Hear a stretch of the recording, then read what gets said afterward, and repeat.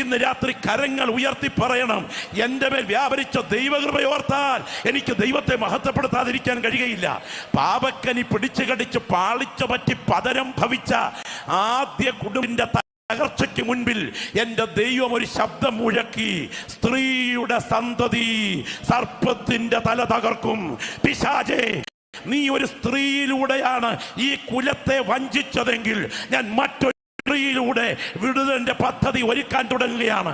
ഒരിക്കൽ കൂടെ ഞാൻ ഈ സദസ്സിനെ ചൂണ്ടി ഒരു ദൂത് പറയുന്നു.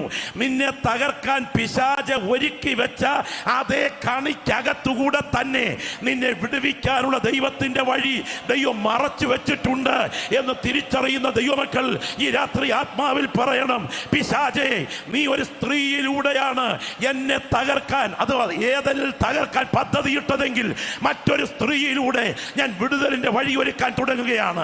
പിശാചേ, നീ ഒരു വഴിയിലൂടെ ഒരു സ്ത്രീയെ ഉപയോഗിച്ചുകൊണ്ടാണ് മരണം കൊണ്ടുവന്നതെങ്കിൽ മറ്റൊരു സ്ത്രീയെ ഉപയോഗിച്ച് ഞാൻ ജീവൻ കൊണ്ടുവരാൻ തുടങ്ങുകയാണ്.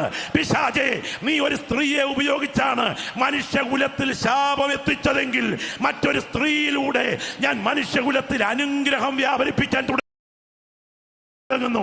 ഇന്ന് രാത്രി തിരിച്ചറിയുന്ന ദൈവമക്കൾ അന്യഭാഷയിൽ ദൈവത്തെ ആരാധിക്കാൻ കഴിയുമെങ്കിൽ ശബ്ദം ഉയർത്തി കർത്താവിന് മഹത്വം അർപ്പിക്കുന്ന രാത്രിയാകട്ടെ.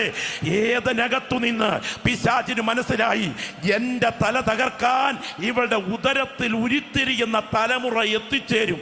ഞാൻ ഇന്ന് രാത്രി വചനം കേൾക്കുന്ന ദൈവമക്കളുടെ ഒരു വസ്തുത പറയാം. നിന്റെ തലമുറയ്ക്കെതിരെ പിശാചിന്റെ പോരാട്ടമുണ്ട്.